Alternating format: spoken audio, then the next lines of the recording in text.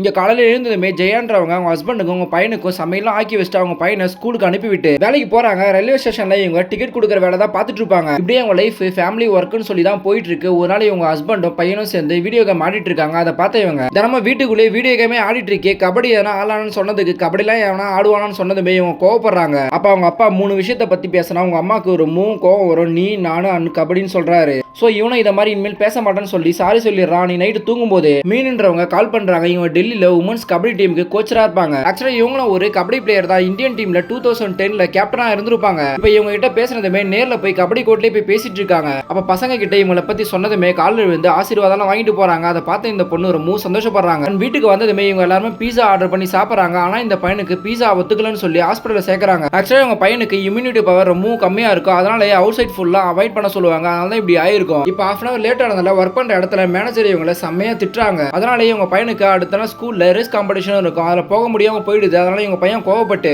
இவங்களை திட்டிட்டு போயிடறான். அதனால இவங்க ரொம்ப ஃபீல் பண்ண ஆரம்பிச்சாங்க. அதை பார்த்து இவங்க ஹஸ்பண்ட் பையனை கூப்பிட்டு உங்க அம்மா இந்தியன் உமன்ஸ் கபடி டீம்ல கேப்டனா இருந்தாங்க. அப்பதான் நாங்க 2 பேரும் லவ் பண்ணி கல்யாணம் பண்ணோம். ஒரு நாள் ஏசியன் சாம்பியன்ஷிப்ல இந்தியன் டீமுக்காக விளையாட வாய்ப்பு கிடைக்குது. அதே டைம்ல இவங்க பிரெக்னன்ட் ஆயிடுறாங்க. சோ குழந்தை பெத்துக்கிட்டு நம்ம கபடி விளையாடலாம்னு சொல்லி நினைக்கும் போது தான் குழந்தைக்கு இம்யூனிட்டி பவர் ரொம்ப கம்மியா இருக்கு. அதனால கூடவே இருந்து ரொம்ப நல்லா பாத்துக்கணும்னு சொல்லிட்டு சொல்றாங்க. அதை கேட்டதுமே இவங்க ரொம்ப ஃபீல் பண்ணி அழுகுறாங்க. இனிமேல் நம்ம லைஃப்ல கபடியே தேவையில்லை, நம்ம குழந்தைய தான் பாத்துக்கணும்னு சொல்லி உனக்காகவே கபடியை விட்டுட்டாங்கன்னு சொல்லிட்டு இவங்க பையன் கிட்ட சொல்றாங்க. அதை கேட்டதுமே இவன் ரொம்ப ஃபீல் பண்றான்.